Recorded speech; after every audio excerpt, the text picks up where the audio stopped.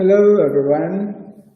Here is Professor Nelson. We are at the Federal University of Bahia at the graduate program in food science in the course of Topics in Food Science. Today is May 30, 2023, and I'm responsible for this course. This is part of the initiative of internationalization of the graduate program in food science of the Federal University of Bahia in Brazil. Today, we have a pleasure to welcome Madhura Rao with an important talk from Rotterdam, Netherlands. Madhura is a PhD candidate at Maastricht University in Netherlands. She researches the policy and governance aspects of valorizing food waste.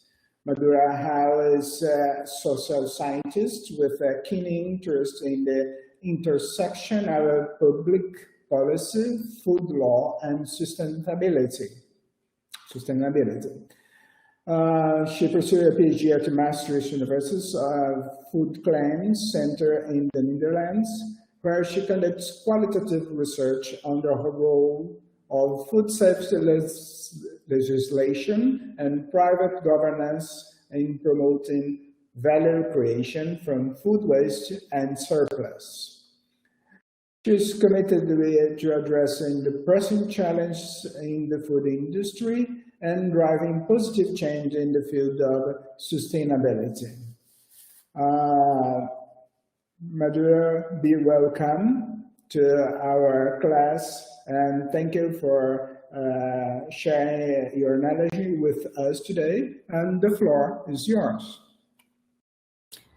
Thank you for the kind introduction, Professor Nelson. Hi, everyone. A very good afternoon to you.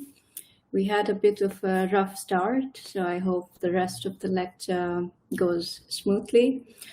Today, I will talk about results from my PhD research, which looks at food waste in Europe and beyond.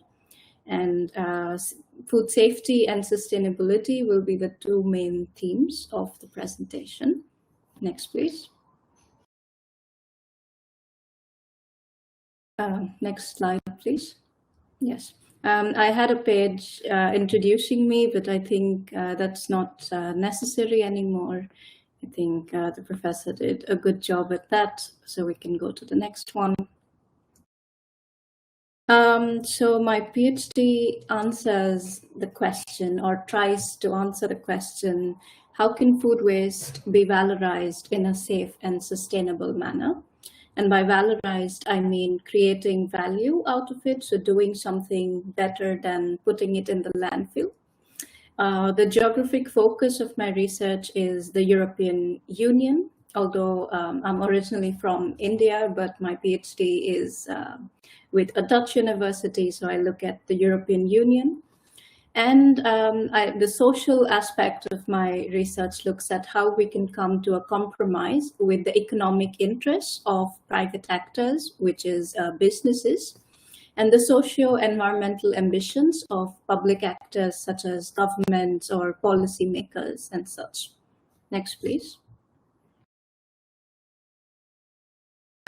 Here is a quick overview of the lecture. I tried to keep it brief and interesting, so I think I should take around 30 minutes. I will be going through managing food waste through circularity, food safety and valorized byproducts, the food waste hierarchy, and the role of private standards. Next, please. So the first part of the lecture looks at managing food waste through circularity. Next, please. So let's start with some numbers. It is estimated that 1/3 of all food that is produced in the world is wasted. That is 1.3 billion tons every year. This is a tragedy of our times because 1 in 3 people struggles with hunger. They're not able to feed themselves enough. So in such a situation, it is really tragic that so much food ends up as waste. And food waste is one of the few topics in the food system that all stakeholders agree that we need to work on. Some feel this way for financial reasons, others for environmental reasons, a lot of different reasons. But overall, everyone says that we need to reduce food waste. Next, please. In policy studies, we call food waste as a wicked problem. That is because it meets the three characteristics of a wicked problem, which is unstructured, cross-cutting, and relentless. By unstructured, we mean that there is no common definition that everyone agrees upon. So there is no common understanding of what is food waste. If we have a conference on food waste, there will be people from different parts of the world who understand food waste differently. Some look at the volume, some look at the calories that are lost. There are a lot of different definitions. The second characteristic is that it's cross-cutting, which means that it takes place over a large geographic area. So it's not that there is one specific area that we can target to reduce food waste. It happens everywhere, from the farm to the storage to supermarkets, everywhere. And the third one is that it's relentless, meaning that it's never ending. So till we grow and consume food, it's not possible to end food waste completely. There will always be some amount of food waste. So these three characteristics make food waste a wicked problem. And from literature, we know that wicked problems cannot be solved. They can be addressed, they can be managed, but we cannot solve the problem of food waste, which is something useful to know when you're going to work on it for 4 years, that you cannot solve this problem, but you can do some things to manage it. Next, please. And there have been steps that are taken to manage the problem of food waste. On the screen, you see the United Nations Sustainable Development Goals that are in some way or the other connected to food waste.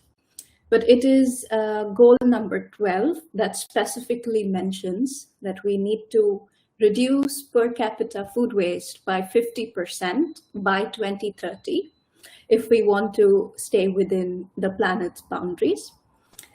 This has inspired action in several countries. A lot of governments have made their own targets for reducing food waste. They've allocated funds and so on, which is, of course, a really nice thing. So in the last 10 years, we see that there have been some steps taken to address food waste. Next, please. And at the same time, we see something happening in the food system. And this is not just the food system. You see it in a lot of different industries, textiles, electronics, but also food. That we are moving away from the linear way of operating, which is take, make, and waste, to a circular way of operating, where you try to use a raw material or a material to its maximum potential, till it is no longer viable for use. So this is a bit of the return of the mentality of some generations ago. Like my grandparents, for example, when they buy something, they will use it till it really cannot be repaired anymore. So this way of working is making a comeback because we realize that we are running out of resources, right? The earth doesn't have infinite resources to meet the needs of our growing population. So we need to be more careful with how we use our raw material. And we see that happening with food materials as well. Next, please. This is a diagram that shows where food waste occurs in the food supply chain in Europe. Depending on which part of the world you look at, these numbers look a bit different. So in Europe, you have 65% coming from consumers. If you look at a country like India, the numbers are quite different. In India, you have a lot more waste happening on the farm, in storage, because in developing countries, you don't have the technology that's needed to preserve food as well as you do in Europe. But since I look at Europe, my interest is in the 19% that comes from factories, which is what you call food processing byproducts. So when agricultural material goes to the factory to turn it into a food product for consumption, you end up cutting, peeling, chopping parts of food that are considered waste. So this is what I am interested in, because I feel like this material has a lot of potential because it's homogeneous in nature. It's all the same kind of material, several hundred tons of the same kind of product, which I think is very interesting for turning it into something else, as opposed to the consumer, because it's really hard to collect so many different types of food waste from the consumer's house, right? So my focus has been on the middle of the food supply chain, let's say. So factories and supermarkets. Next, please. Yes. Yeah.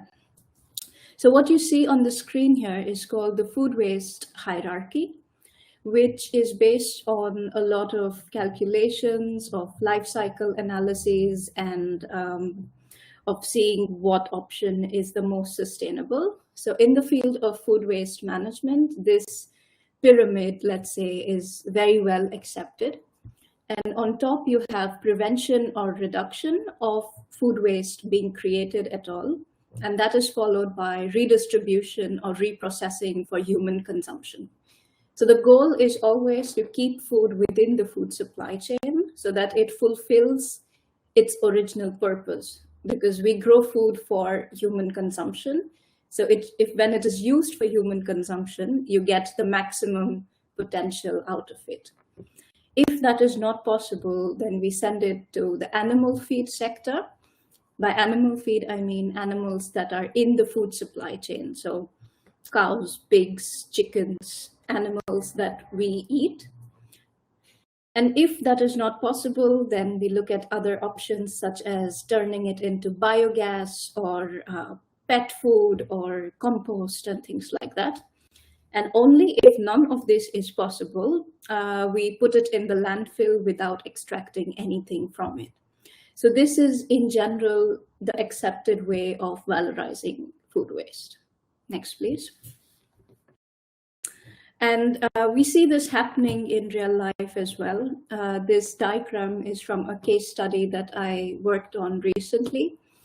It's a company in the Netherlands that takes orange peels. In supermarkets here, you have these big orange juice pressing machines where you can press a button and the machine presses fresh oranges for you to make juice.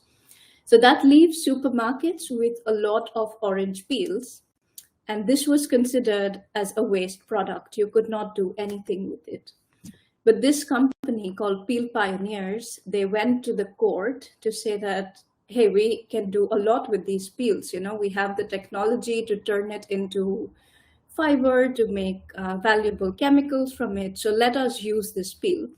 And the court actually agreed to it for sustainability reasons. And this company is now doing really well, and it's become an example for what can be done using food byproducts in a circular way like this. So yeah, it's happening. It's not happening at a big scale yet, but we see some changes towards trying to use food processing byproducts. Next, please. That brings me to the next part of my lecture, which is the safety of using byproducts in this manner. Next, please. These are examples of some products that I can buy from the supermarket over here. These products are all made from food waste in some way, maybe not 100%, but some part of it is made from grains that were used for making beer, or ugly vegetables that could not be sold to the customer. You have pasta that uses the peels of vegetables and so on. Currently, these products are with the eco-friendly products. Let's say they're not mainstream, but you see a lot of them in the supermarket already. Next, please. Which byproducts should we valorize? So these are the top 5 products in Europe that need to be valorized because of their high volumes. I took a quick look at the numbers for the global food supply chain, and these products still are very relevant. They're fruit and vegetable pumice, which is the peels and the seeds and the pulp of the fruits and vegetables after they're processed. Then you have oilseed cakes, which is what gets left behind when you press oil seeds like sunflower seeds or soybeans, so many kinds of seeds to extract oil. You have brewer's spent grain, which is the grains that get left behind when you make beer or whiskey or some kind of spirit. And then you have dairy byproducts such as whey or other kinds of watery streams that get left behind when you make cheese or cream and things like that. And the last and the most difficult to valorize is meat processing remains. You're students of food science, so you probably already know why meat byproducts are difficult to valorize. It's because they bring the danger of spreading diseases, of becoming a public health problem. You have prion disease, which can be spread if you don't take care of how meat is handled. So the top 3 ones are the ones on top, which are the topmost priority usually. Next, please. The first one is oilseed cakes. Europe produces 32 million tons every year. It's rich in protein, phenolic acids, flavonoids, and you can use it for a lot of different applications. It can make for a good substrate for enzymes, pigments, amino acids, and other things. Next, please. Then you have spent grains, which is less in volume, but it also offers a lot of nutritionally relevant components to food, such as fiber and protein. You can easily add it to pasta, to bread, meat products, and other things. And it also has a lot of other applications, such as the production of xylitol, lactic acid, and prebiotics. Next, please. Then is fruit pumice. In Europe, the largest volumes come from apple, grape from the wine industry, and tomato from, you have a big tomato industry in the south of Europe, right? So that's where it comes from. It's also a rich source of fiber and nutritionally relevant because you can extract a lot of bioactive compounds from fruit pumice.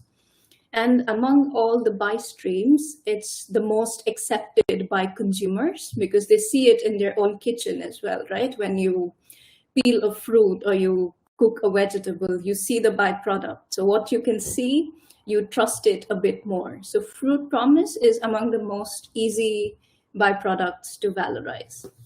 Next, please. But valorizing these products comes with certain food safety hazards. One of them that I studied is mycotoxin contamination. You probably already know what mycotoxin is. So the secondary metabolites that fungi produce when they grow. And these byproducts are a very good site for the growth of fungi because they're high in moisture content. They also get cross-contaminated because companies put several batches of them together. The quality checks are less stringent. They're not an economic priority, so they don't get stored in proper conditions. And with a changing climate, a warming climate, let's say, the fungus really likes that. It likes when it's warm and moist, so it grows on these byproducts.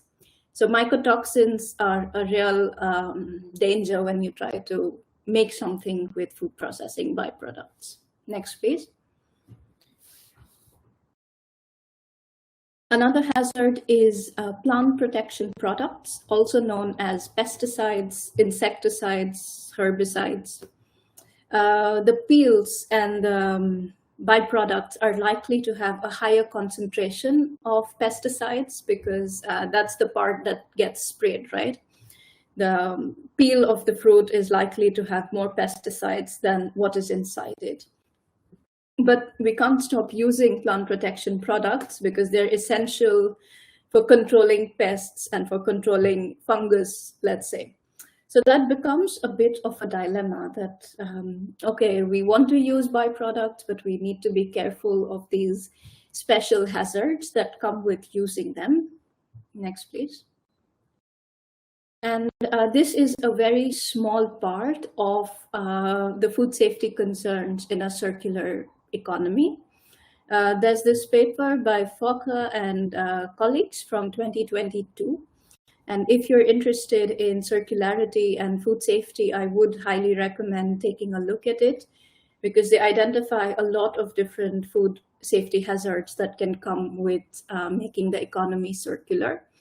Mycotoxins is just one of them, but you see that there are so many others like heavy metals, pharmaceutical residues, prion, and many, many others. It's a very nice paper if you want to read more about this. Next, please.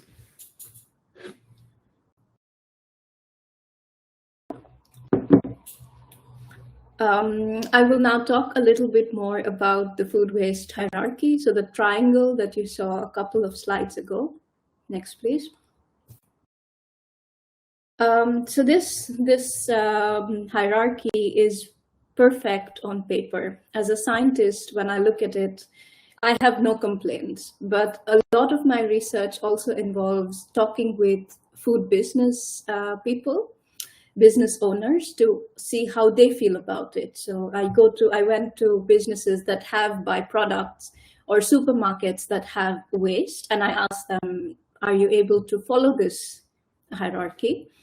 And they always say no, because it's not that simple, you know, because if a supermarket is with products that are close to expiry date, of course, the right thing to do is to send it to a charity, to send it to a food bank. But when they do that, they need to be responsible towards people who consume this, right? You can't just send it out and not take care of what happens to people who eat it. So if someone gets sick from eating that food, the supermarket will be blamed. At the same time, you have, if there is a biogas plant in your city, your government probably offers you some benefits, some subsidy to send your food to this biogas plant. So the supermarket is, of course, going to prefer to send it to the biogas plant instead of donating it. So while this hierarchy is really great on paper, while applying it, it's not that easy. Next, please. And you see this discussed in literature as well. I have a very nice figure here from the work of Marie Murad, published in 2016, where she says that, no, it's not indeed just one hierarchy. There are three separate hierarchies based on environmental, economic, and social priorities. And it really depends on what the business prefers to do when they make a choice. So it's really a decision between environment, economy, and social needs when you want to valorize your food waste. So based on my research and based on what is said in the literature, I tried to make a new form of this hierarchy, which is in the next slide, please. Yes. So together with my colleagues, we developed a system that makes a difference between when food is safe for human consumption and when it's not safe for human consumption. When the food is safe for human consumption, the social and economic priorities need to be what you look at. So you need to prevent or reduce food from turning into waste, redistribute it, or reprocess it into new food products. Because right now, the needs of today are more important. It's more important to feed someone who is hungry, or it's more important to take a salary home, let's say. Environmental priorities come only after that, because they are the needs of the future, let's say. So only after we look at the needs of the present should we consider what to do with food that cannot be used in this way. And this food is usually not safe for human consumption. So we look at the possibility to reuse it for animal feed, recycle it to make energy and other things. And if nothing works out, then you dispose it. This paper, it has been accepted, and I hope it comes out in 2023. I'm honestly a little bit nervous about this, because the triangle that you saw before is really very well accepted in the field, and I don't know how people are going to take to this new kind of hierarchy, but we will see. Next, please. That brings me to the last part of the lecture, which is the role of private standards, which is also a secondary goal of my PhD research. Next, please. So I look at whether private standards are a way to tailor food safety requirements to the need of the circular economy. Now, these standards are something that are developed by consortiums of food businesses or retail associations and so on. And what they do is they take legislation from different parts of the world and they combine it and write it in a language that is easy to understand. If you read food law or any kind of law, you will realize that the language which is used in this legislation is not always easy to understand. So if you're not a lawyer, if you're a food business owner who wants to read this law, it's not that easy. But when you read these standards, it is much more applicable. You know, it gives you clear instructions, let's say. So these standards have been around, they've been in the market for a long time now. And my hypothesis is that if these standards adapt to the need of circularity, of using food waste in this way, it will be much easier for businesses to valorize food processing byproducts. Next, please. There is already one standard that focuses on food waste. It's from the United States. It's called Upcycle Certified. It's relatively new. I think it was started maybe 3 years ago. So I keep a very close eye on what they do and see if it is relevant for the food industry, but it's an upcoming area. Next, please. I propose these as the advantages of using private standards to valorize food waste. The first is that they can offer support with regard to the safety of new technology and food ingredients.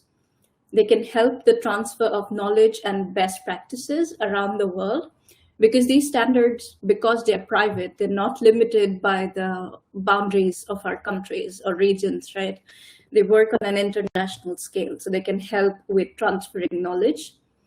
It's a way to cope with legislative uncertainty, or if there are some things that are vague in the law, these standards help make it more clear for the business. And it improves traceability and risk management in the supply chain, because that's the model that they're built after. Next, please. But they're not without disadvantages. The first one is that using such standards, companies can use it to really market their product as a high-end food category. So products made from waste might just end up in the high-end food category next to organic food, let's say, which only rich consumers can afford then. And that is not something that we want, of course. The second is that the wishes of developing country producers might get disregarded, because standards like these are often from wealthy countries. We have quite a few of them in the Netherlands, in Germany, but also in the United States. So the standard makers often look only at the needs of their consumers, their country, without taking into consideration that the situation might be a bit different in other parts of the world. So private standards are not always in the best interest of producers from developing countries. And the last one is that it brings additional costs to the businesses because, as you probably know, you need to do an audit, you need to pay administration to the standard owner, and so on, which makes it difficult for small and medium-sized businesses to enter the market, of course. So if private standards are to be applied in valorizing food waste, they need to make sure that they level the playing ground and they don't bring a big disadvantage to small and medium enterprises in developing countries. Next, please. And that brings me to my final slide, which is what is the way forward? Circularity is a concept that is here to stay, and I think it has a lot of merit. It has a lot of benefits. And we should indeed be more careful about how we use resources. We should try to reuse them to their full potential before sending them to the landfill, because that's something that we need to do if we want to survive the changing climate and dwindling resources. But circularity should not come at the cost of food safety, because if you're not careful about food safety, we saw what happened with the COVID pandemic, right? It can really create public health problems that are very expensive and very difficult to manage. So we need to become circular while keeping food safety as our top priority, and we should only become as circular as food safety norms allow us to be. So this is it. The last slide is my email and my Twitter, where I'm active as well. So if you have questions now, I would be happy to try to answer them. But if you think of them later, you can always write an email to me or tweet at me. So yes, thank you so much for listening to me and my lecture. I hope you gained some information about food waste from it. Thank you, Madhura, for your lecture. Now you can raise your hands if you have any questions. Please, you can start now. I cannot see here properly. Okay, it's starting. Okay. Then just move this slide to the first one. Okay. Then we have, oh, now somebody's getting into it, okay. The first one that has raised hand is Johnny Eltham. Johnny, do you have a question for Madhura? I'm facing some problems to see things written. Okay, now I think I can do it. Okay, go on, Johnny, you can ask Madhura.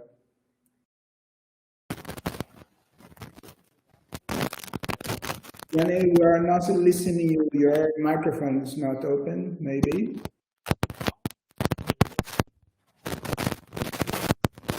No, we are not listening you. Some problems with the microphone. Okay, I'll do the following.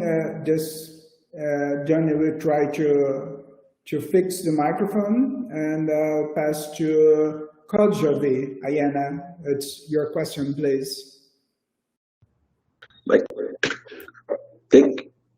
Hello, thank you for presentation.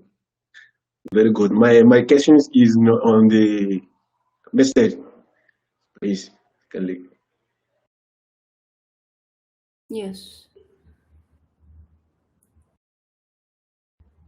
Yes, indeed. So I see that your question is about... Sorry to interrupt you. Could you read the question? Then it will be shared to everybody. Could you read the question of Kojvi to all of us?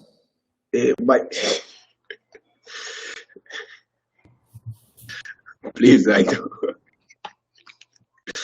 O professor, por favor, ajuda aí. Kojvi, this is a shame. Then, Madhura, could you read the question of Kojvi, please? Yes, of course. It's a very nice question. He's asking, I would like to know what would be effective strategies to involve society in the process of adopting circular bioeconomy and valuing food waste.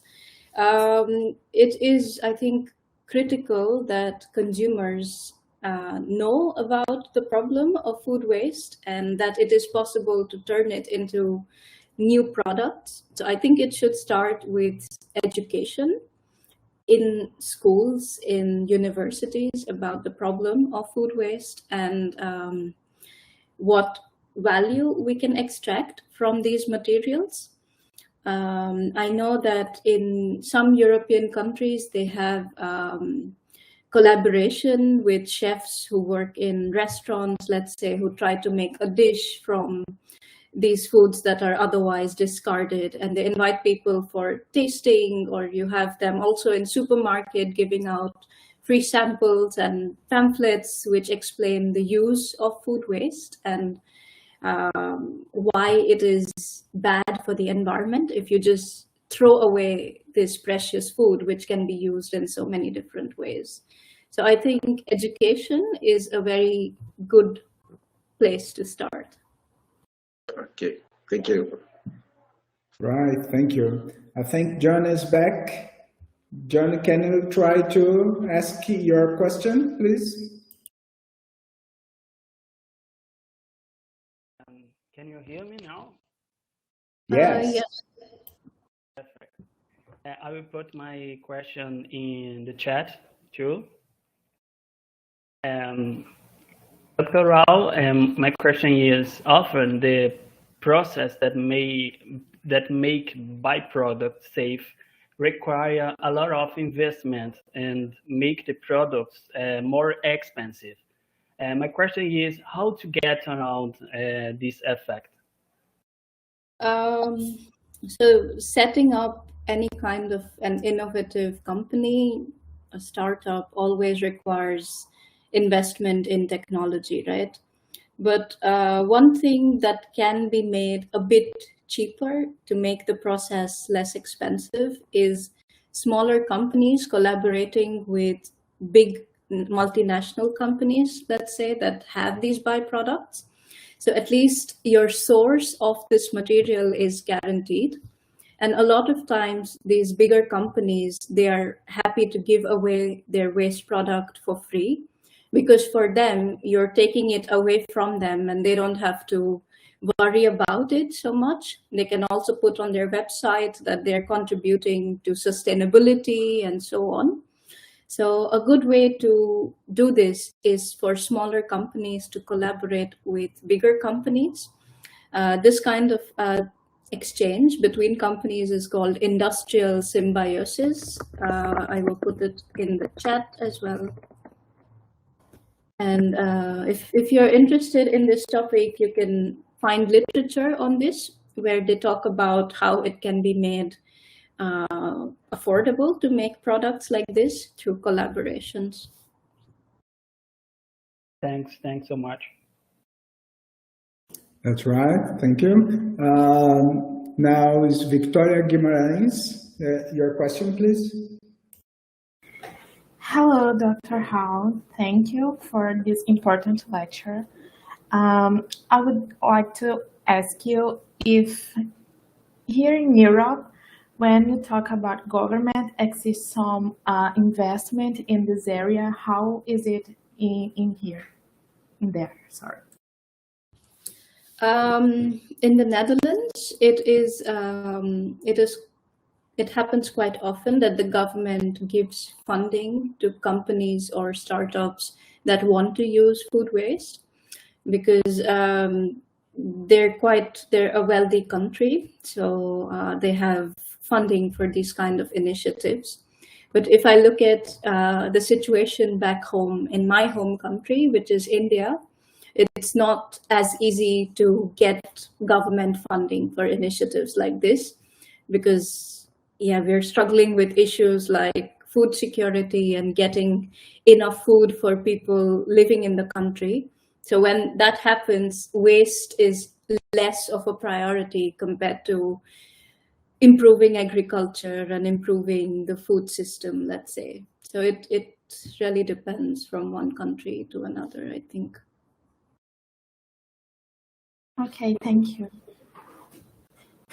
Okay, that's right. Very good. Now the next one to ask is Lorena Santana. Lorena, your question, please. Hello, Dr. Rao.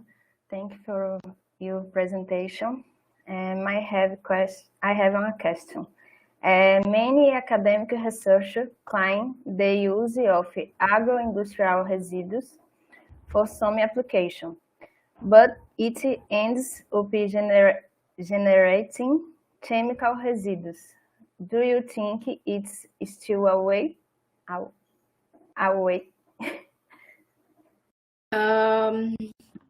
So your question is that valorizing food waste leads to the generation of chemical residues. Is that correct? Or I'm not sure I understand your question fully.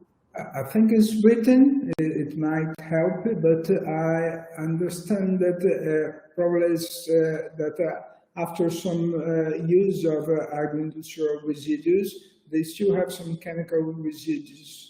Do you think it ends up well? It has any solution to that? I mean, chemical residues are going to always be a problem. The case study that I shared with the orange peels, so that company shared that they really struggle with pesticides, for example, because the orange peels that they take from supermarkets always has a lot of pesticides on it. So they had to develop a food safety system and a quality management system that takes special care of the pesticides. Of course, it's not always the same for different contaminants. Mycotoxins, for example, they're much harder to get rid of because they're very persistent and they stay in the food supply chain for a long time. So I would say that it depends on what kind of chemical you're dealing with. Some chemicals are much easier to manage, but others are so tricky that it's better to not do anything with those food waste products, you know. So it depends from chemical to chemical, I would say, if that makes sense. Okay, thank you. Thank you. And I take the opportunity just to let you know that as you live in Netherlands, that mushroom production could be a solution to some of the products as the orange peels. They have some essential oil that could be tricky as well to grow some mushrooms. But the albedo inside is a kind of solution. And I would like to know a little bit more if you have find some solutions to use the orange peel to a kind of product in an industrial application. So the company that we did a case study on, their main product is making fiber from the orange peel, which they add to a lot of different food products such as plant-based milk or meat products and bread and many different things, because it's also a natural fiber. So many companies have a preference for their fiber compared to other synthetic products. So they were really able to make fiber from it.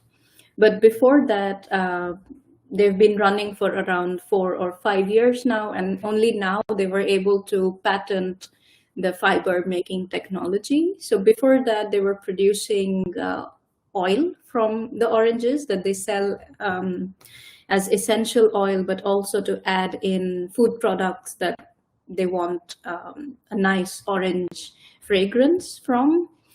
They also make industrial cleaning agents that they sell to the chemical industry. They make D-limonene from it. And they also make orange pigment that can be used in food. So this is what that company does. Right. Thank you. That's very interesting. Some mushrooms, some fungi that have been working are able to break down some kind of chemicals, and I may send you some articles who might be interested. For sure. Thank you. In the future. Next one is Orlando Vilela. Orlando Vilela, it's your question, please. Hello, Madhura. Excellent lecture. How do consumers accept the practices of valuing food processes be products in Europe? It again depends on what byproduct we're working with. Like I said, if it's fruit pumice, it's fruit peels and vegetable peels, they're more okay with it because they know what it is. They see that in their kitchen as well. So if something has fiber from apple, the consumers are okay with it. But if they see that it's something that they don't know, like oilseed cake, they don't know what that means. So then it becomes a bit more difficult. It depends also a bit on how the company is marketing it. A lot of companies that are trying to use byproducts, they don't say that we put waste in it, because as a consumer, when you're paying money to buy a product, you don't want to see that it has waste in it, right? You don't want to pay for garbage. So they try to use different terms like upcycling, which is a very common word that's being used. It says upcycling, environmental friendly, eco-friendly, and then then consumers are okay with it. So it really, I think, depends on the packaging and the marketing of it.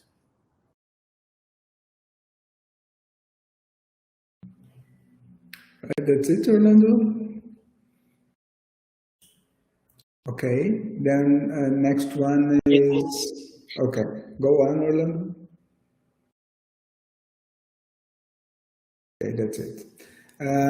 Laís, your question, please. Hello, tudo me escuta? Hello, Madhura, thank you for lecture. Well, my question is to know your opinion on what the great challenge is to balance that scale in Europe.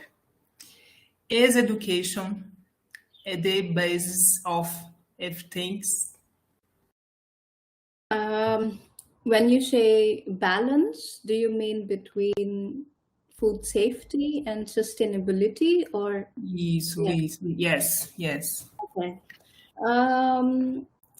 Well, education is of course important, because without that there will be no conversation about this topic.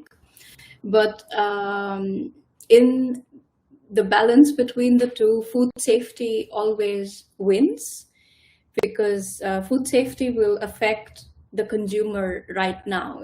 If the consumer eats a product that is not safe, you will immediately see the consequences, because they will fall sick, or worst case, there will be another pandemic if everyone is eating contaminated food.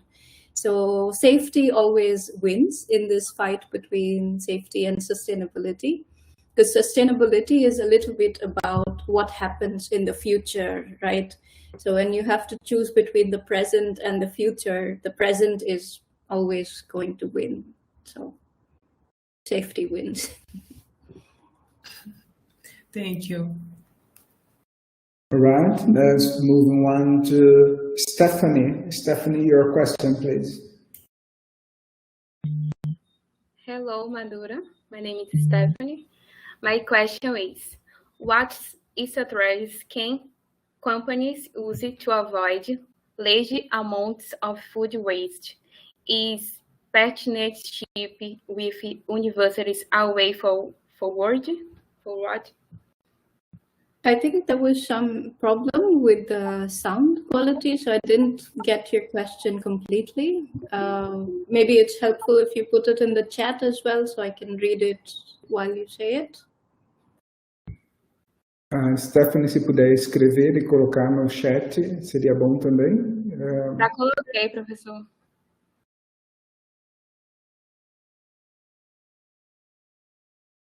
Just waiting for Stephanie to put in the chat. Okay, it's another part of the chat. Okay. Stephanie, there is Madhura, I have to speak in Portuguese to be easier. Stephanie, você está no bate-papo específico, tem que ir no bate-papo público. Você pode colocar a pergunta novamente ali?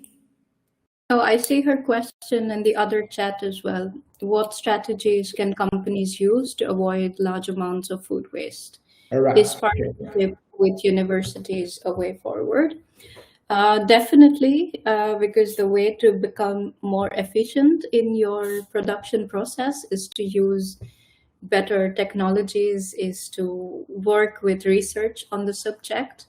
So working together with universities or other research centers is, of course, of a lot of benefit to the companies. And it's also good for universities because then you can try out pilot projects, or if you have idea in mind, you can test it out with a company that's willing to become your partner, let's say. So the company-university partnership in that sense is very helpful indeed. Thanks. All right, thank you. Last question is Edna Santana. Edna is telling that she has some problem with connection, but she is able to send the question in the chat. Professor, eu coloquei no chat. Minha internet toda hora tá caindo aqui na faculdade. Okay, thank you, Edna. Edna is telling that the question is in the chat. Could you read it? I see it. So Edna's question is, which mycotoxins are most controlled in this process? Unfortunately, I do not have an answer to that because I wrote this paper together with a toxicologist who took care of that part of it.